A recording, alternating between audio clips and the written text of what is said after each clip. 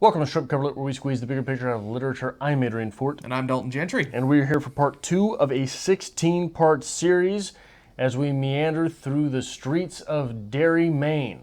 Stephen King's It. Yeah. The classic of horror in a million-part series. A little bit better this time around, though. Maybe you like this part better? Maybe I'm just having a better week today. I think what that translates to is better equals less work for Dalton. And this was a much shorter segment. But before we get into it, we've got a little bit of wrap-up, right? We do. Okay. So, what happened? Derry, the First Interlude. Mike Hanlon is the end-all, be-all of small-town research librarians, and guess what? He's discovered there is something just not quite right about the small town of Derry. Not only does Derry have a murder rate 6 times higher than any other town like it, which, is only slightly concerning, but apparently children go missing constantly, and guess what? Nobody cares. It's kind of like your parents and global warming, the economy, the middle class, the environment, the banking systems, conservation, eating healthy, income equality, and quality in general. You get the drift. Nobody cares. I'm sure it'll get figured out eventually, and hey, kids are kids, They disappear all the time. Clearly, no cause for concern here. But there is concern this time. Because Mike Hanlon is a concerned man. So Mike does what a concerned man does best. He begins to obsess over the phenomenon and begins to write a history of Derry, which essentially is a pamphlet that says you probably should take a nice long vacation from scenic Derry about every 27 or 28 years. You see, bad stuff happens each generation. Explosions, poisonings, mass murders, the standard for any small town in America. Speaking of small towns, who exactly do you interview about something that happens every 27-ish years? Well, the old folks, of course. The ones who are directly responsible for this continuing to happen, but never being addressed. So Mike interviews some old-timers, and they tell him, they would have gotten away with it too if it wasn't for you damn kids and that meddling dog. Actually, they warn Mike that they know what there is to know, and now that he knows the knowing to be known, he should probably not know, because knowing the known will knowingly put you in danger. Basically, it's not your problem, just let it be. But Mike is a concerned man, so Mike realizes he has to call the kids he grew up with and warn them of what he now knows. It has returned. Da, da, da. All right. So, Adrian. Yes. Where do you want to begin? We are very sure to be given this idea of haunt. Yes. Which I think is great. Yeah, it's interesting. So this section is much less on the flesh. Okay. This section is much more Shirley Jackson-like. Okay. I would also argue it's a little bit back towards Stephen King's roots. We read Carrie a couple of years ago. This seems to be a very Carrie-style chapter. We're going into more of kind of like an analytic type thing. It's meshed together with the narrative itself, meshed together with what we're talking about, but we're talking about the history of Derry in this as well. So that's handy. You were saying? No, that's fine. Go ahead. No, that's fine. Carry on, sir. This idea of to haunt, and the thing that so for me, this section is very much about the ideas at play, not the characters at work. Okay. And one of the ideas at play here is this introduction of the anomaly, the question of it. What is it? That's it. What is it? Okay. That's it. What is it? Yeah. I couldn't name it, but I know what you're getting at there.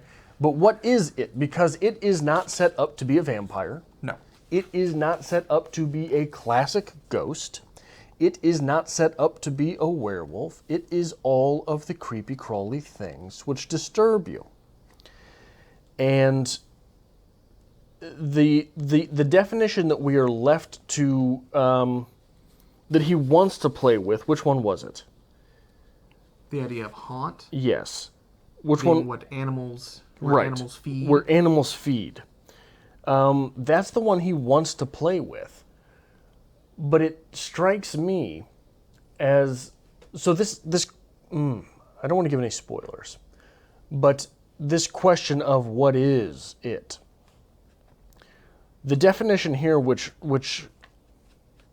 I am forced to return to, with this idea that it is all of the creepy crawlies that ever disturbed you, Okay. is the place often visited or a resort.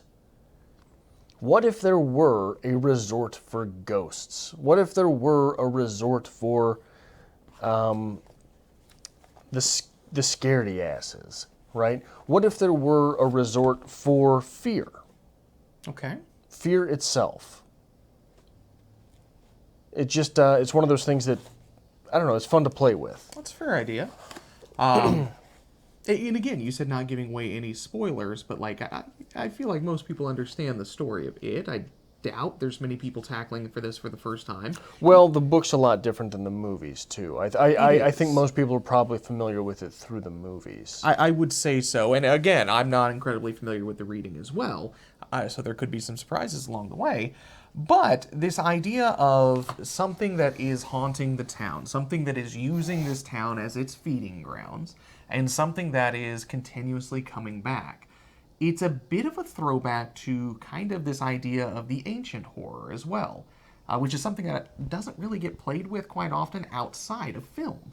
This is the sacrifice that you have to give. Is it 26 years? 26, 27. I think 27 is the year they give, but it's never exact. Every 26, 27 years, this creature awakens again and must feed. And in order to feed that creature, it's usually children that are eaten. And everyone in the town seems to be well aware of it. The old-timers know about it, and there's a beautiful quote about how once old-timers leave, and of course, one of the great true facts of the world is for every old-timer who dies, there's another new old-timer coming along. And a good story never dies. It is always passed on. The people of Derry seem to be aware that there's something wrong with their town, but no one wants to address it. It's just the way things are. It'll settle down. It will pass. It's the idea of feeding this ancient horror, feeding into it, allowing these sacrifices to happen, because these people know that it will pass and things will be fine for another 26, 27 years. Well, there's another saying that has to do with generations. Every generation has its war. Okay. Every generation has its war. Have you ever known anyone that went to Vietnam? Yes. How much do they like to talk about it? Not often. You know probably quite a few people that went to the Middle East. Yes. How many of them like to talk about it? All of them. Really? Yeah.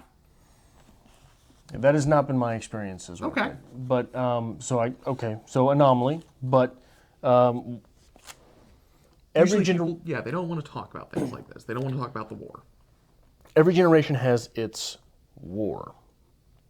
It springs up every 26 years, every 27 years. Do you know the classic definition of what a generation is? I do not. 30 years. Every generation has its it. Every generation has that thing which they must not talk about. Every generation has that thing through which they must sacrifice little boys. Okay. That's a good way to put it. And I know little girls are dying in this story too, but mainly what we've seen is Yeah. We're introduced with the males, text but- with the death of Georgie. So. yeah. Which also sort of brings up, so if a generation is 30 years, there are cicadas that come back every 17-ish years. So twice per human generation we have to deal with cicadas.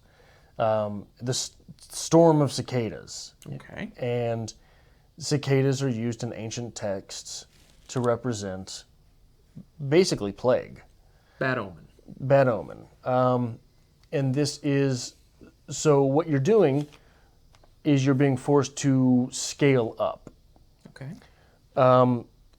Cicadas come around twice a generation, screw things up. It comes around once a generation, screws things up. Is there something for which it is coming around once a generation, or twice a generation? You're being forced to toggle with the idea of time. Okay. And you're being forced to toggle with the idea of sacrifice. So being forced to toggle both switches at once, is there a middle ground? Is there some configuration of that toggling which would be too much? If you had to constantly sacrifice children, if it were coming around every 5 years, don't you think people would remember? Fair enough. But it's 30. It's 30, 27, 30. So what this story seems to be doing is playing with the idea of accepting social norms and mores that are just tolerable enough to get away with. Okay. Every 30 years we've got our war. Well, now we've got some warriors who aren't standing for that. Okay. I think in addition to this idea of, every 30 years you have your war, you have this idea of time, it also seems to be just a little bit of a comment on the way the world works. We identify a problem. We realize, this is a problem, but nothing ever seems to get done. It's the next generation that comes down the line that inherits this problem, that says, now we got to fix this. Thanks for giving this to us. It seems to be the classic dropping down. It's what we're dealing with right now. If you look at any kind of like politics, national news, they're like, this is the world that, millennials inherited, and now they're trying to fix it, but, everybody screwed it up before us. That kind of seems to be what's going on here as well. It comes along, screws everything up. Everybody survives, obviously, those who are still around to talk about it. Like, well, not really our problem anymore now, is it? So let's just sit back and let the next generation handle it. They'll figure it out. So I think it's kind of a social commentary as well on just the way the world works. And I'm fine with that. I think it's well done. There's a lot of things that so far I'm pretty pleased with this. You're fine with what? The idea of this. The idea of this. Yeah, so I'm not fine with the fact that, my parents were like, nah, they'll figure it out. Who cares? They'll figure out the global warming It's stuff. fine. Screw It's them. just, half the rainforest is on fire. It's no big deal. But no, I think Stephen King's executing it well. So far, I'm relatively pleased with the reading. I think there's some good stuff going on here.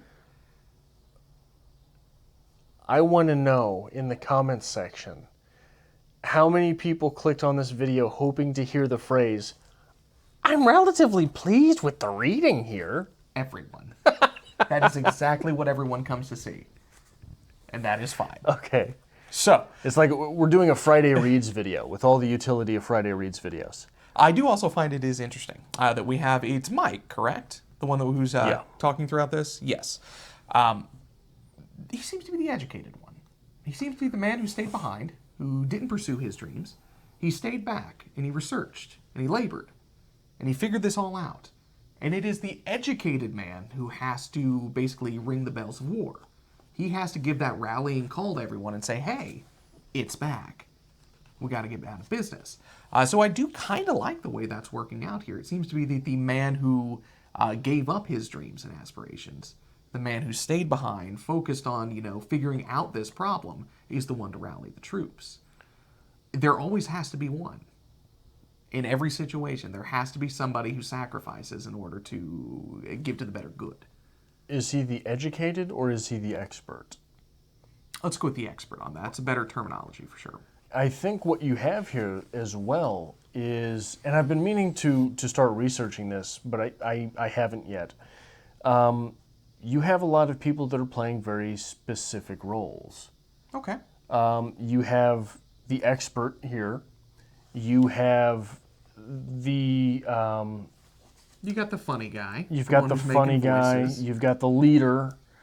You've got the girl. You've got all of these different... I don't know what the proper terms for them would be. Stereotypes? But I mean, I don't know what the proper term for their archetypes would be. Okay. Because they seem to be falling into archetypes. Yes. Because, so your fantasy tropes, isn't there always someone who's there to show them through the woods because he's always lived in the woods? Yeah, for the most part. Tom Bombadil. Yeah. It's got to be one. That seems to be Mike Hanlon here, Tom Bombadil. Okay. You've got the courageous leader, the Frodo. Yeah, we can go with Frodo, yeah. That's your... This became very Lord of the Rings. yeah, well, I mean, Lord of the Rings is that archetypal a story, correct? Fair enough. I assume there will be somebody who's very, very close to our main character as well. He's very close to old Stuttering Bill, who's going to be basically the best friend. Yes. We've got a couple options there, Okay. but we'll get into We that. haven't got there yet. So there's going to be, I mean, the Dark Wizard obviously is Pennywise. The Dark Wizard with immeasurable power Okay. is Pennywise. And this is, again, the same setup here, where this was a problem from a previous generation. Yeah. Basically, you know, we put a cap on it and we called it good for a while. Which is, the way much literature works, right? It is difficult to frame a story where your society creates the problem, comes to the realization that the problem is a problem, and has to handle the problem. So I think from a storyteller perspective, it's much easier to recognize problems from the past, but B, it's a lot easier to explain them too. Well, Pennywise always has been. Okay. Okay, we'll go with that. We'll see where it plays out. Okay. You seem oddly optimistic about that. I am. Okay. I don't know, like I said, for some reason, like this little bit of reading, I felt much better about this. I'm like, okay. And I think it is interesting. It's an interesting little chapter. These parts of the book are quite possibly the most interesting, but I think also the driest written. It's a little dry, but that's fine. But I come from a small town. This is every small town in America. If you go sit on the porch and you drink the tea with the old man who's lived here all his life, who knows everything there is about this town, he's going to tell you some things you didn't know about. He's going to tell you about the dirty underside of the town. Well, on that corner there, we used to have a quick trip. We've never had a quick trip. We are too small for a quick trip. But it always seems to be the case that small towns hold secrets. Small towns get away with things that, you think would not be possible. Because it's all that small town hush-hush mentality. Oh, well. Well, it doesn't happen in a big city? No, but, I say it might happen in a big city, but it seems more prominent in a small town. That's the cliche that you get. Higher percentage. Absolutely. Well, Bob's a good man, so, we'll just sweep this under the rug. Well, but that speaks into this whole phenomenon with it, doesn't it? Absolutely so. It is killing children at a higher rate than the normal town. Absolutely. And we get that in this section. So the hush-hush that happens in a small town might be the same hush-hush that happens in a big city. But since it has to happen because it is an archetype, since it has to happen, it's going to happen at a higher click. I don't know. I think the scene where they were, I think he was talking to maybe a sheriff or something. I've kind of blanked on that. No, it's spot on, man. So how do you explain all these hundreds of kids disappearing at this point? Well, there was a recession, so it's fine. Okay, so 27 years later, how about this? Well, kids run away, man. It's fine. You're looking too far into this. You should probably stop. No, that is beautiful. That's how it works. But so for me as a reader, it does bring up a sort of conundrum. Okay. That officer or sheriff, is he too stupid to see it, or does he know more than Mike Hanlon? And I think that's the great thing here. We want to believe he's just too stupid to see it because, small town sheriff. That's the cliche that we're going to play into here. However, it seems that there are multiple people in this town who are aware of this phenomenon. Nobody wants to talk about it. Nobody wants to discuss it. Beware. Mike Hanlon has researched this his entire life. Has, as we will see, and I think we are left to presume, has come face to face with Pennywise. Okay. He knows firsthand about this. Mm-hmm. How many of these other people came face to face with him? I would say none. Is that true, though? We don't know. Have they given up? Maybe. Have they written it off as something that has to happen? I think that plays a little bit to the intrigue of the novel here. We don't know the motives of these small characters here. Right. So what it also does is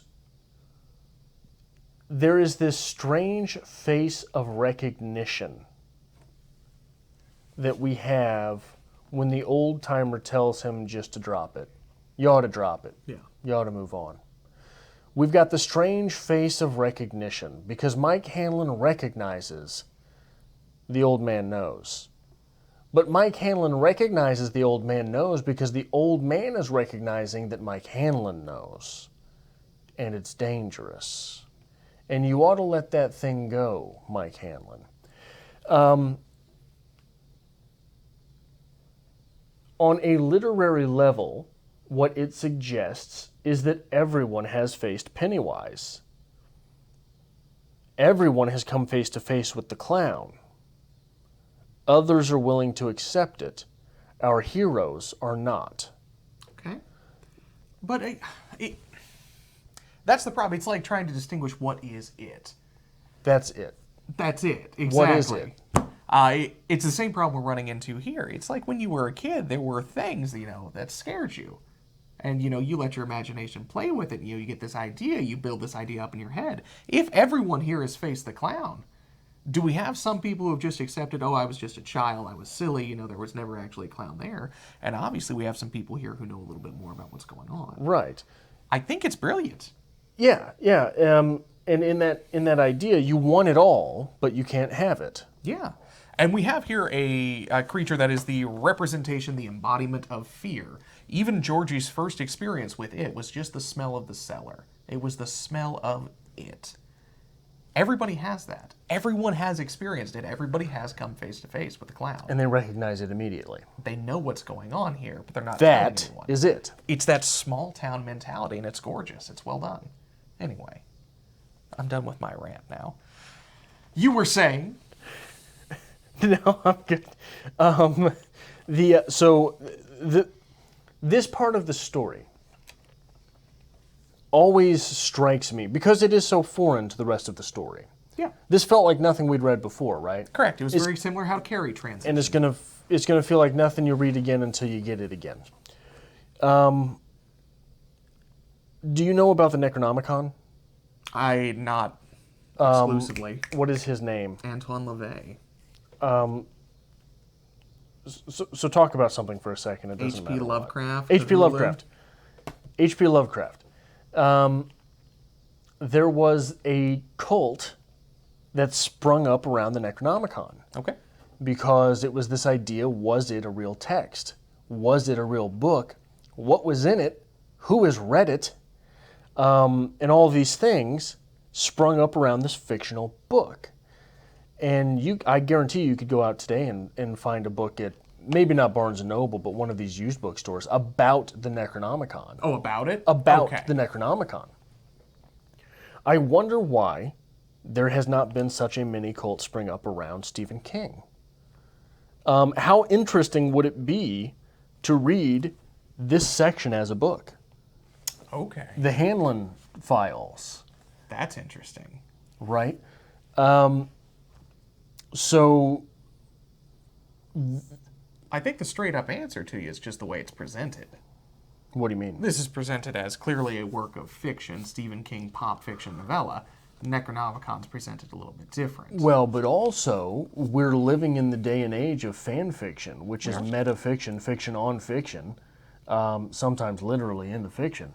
But why not, do you not believe, with all of the people who read Stephen King, there would be someone who picked it up if it was the Hanlon files? An entire industry could spring up around Stephen King. Like those old, did you ever have any of those old paranormal books when you were a kid? So I had Richard A. Keel, I think it was, used to write about, that's where the Mothman prophecies comes from. Okay. No, I didn't. There was The Grinning Man. There were all of these weird things that people had reported. And he went around collecting stories. What are they called now? Cryptids? Cryptoids? Cryptozoology? Yeah, they called the actual creatures themselves like cryptoids or cryptoids. I don't know. Cryptids. Maybe. Something like that. But Why hasn't it become that? yeah, and why not? So, like in those old paranormal books, Richard Keel would go around collecting interviews and researching things. I think it would be very easy to pass that off with Pennywise or the Overlook Hotel or even the vampires iterated in Salem's Lot. Okay. I think that it would be so. It is interesting that Stephen King, for all of his goods and his bads, concentrates not necessarily on the weird thing, concentrates on the people. Okay. Right? This isn't about Pennywise. This is about Mike. This is about Rich. This is about Bev. Mm-hmm. It would be easy to concentrate on Pennywise for an entire novel. It would, but I think by not concentrating on Pennywise, you gain more success. Literary, yes. Yes. But when I was a kid reading those Richard Keel books, boy, all those chapters and all those stories were about the creepy crawly, and they were so mysterious still. Even though it was the focus of the thing, it was so mysterious that my imagination would go on for days about the same things. Okay. I think if Stephen King just decided, this year's book that I'm writing, we're going to do a sequel to it, where we're down the line and we wanted to call them the Mike Files. We're a couple years past when the sequel needed to come. Yeah. It needed to come about 4 years ago. That would have been something. Yeah. It would have been something. I think it's a possibility for success, absolutely, but I think, again, it comes down to presentation. I agree with you. If we just got the files from Mike, this would feel more real. It would feel more pressing.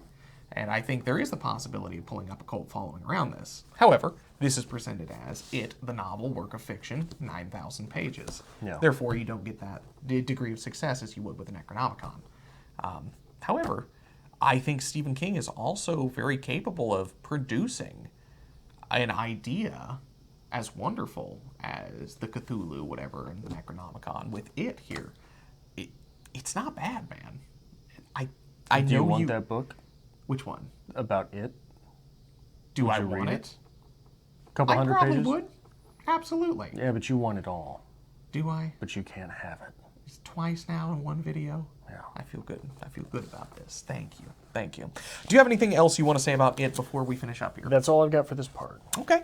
I'm interested to see where this progresses forward. We talked a little bit last week about the difference between the film and the book, and there are some big, big differences for sure that I know of.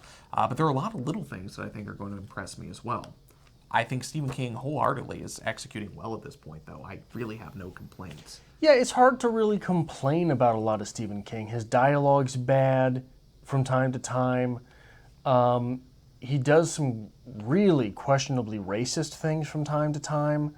And I don't mean like the characters themselves are racist, because racist people exist. If you don't have them in your book, that you didn't include it. You know what I mean? It's not that you're washing anything clean, but there are some characters that are just very stereotypical. I'll say the racism of stereotyping. Okay. That's how I'll say it. I think as far as a pop fiction author goes, I'm more impressed with Stephen King every time we read a new one of his books.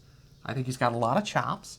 I think he does get pigeonholed into that pop fiction genre, though, the horror genre. But he delivers a damn fine novel. Yeah, with my experience, he's never a dud. Okay. That's what there's some of his stories I'm never going to read from from a Buick 58 or whatever. Yeah. I'm never going to read that. That I don't care. Don't care. But every time, I've never read a dud Stephen King, so that From a Buick 58 is probably pretty good. Yeah. It's probably a decent read. The only thing I've never enjoyed from Stephen King was the Gunslinger, the Dark Tower. That was bad. Because it just seems like he was completely out of his realm, just trying weird stuff that didn't work. But so many people love it. I think you had to stay on with it. I think it got better with time. Well, so many people love it that I have to just admit that it wasn't for me. You know what I mean? Possibly. And every time I read a Stephen King, it's not for me after the fact. Yeah. While I'm reading it, I'm like, okay, well, we're going to keep going. We're going to keep going. It's just that it's like that. It's like the meal for which dessert never comes. For me, there's never the dessert. No, for me, there's always dessert, so it's fine. It's still in your beard. It's just right there. It's fine. But we will be back next week with June of 1958, chapters 1 through 6. If you like this kind of thing, make sure you hit the subscribe button down below. Leave a comment down below as well. Preferably letting me know what you're feeling about your reading of it, not just making fun of what Dalton does on the channel. And if you want to help us create more great content like this here on Strip Cover Lit, there's a link, as always, to our new and updated Patreon to be found in the description below. And this, right here, this is a stripped cover it. Ooh, look at you.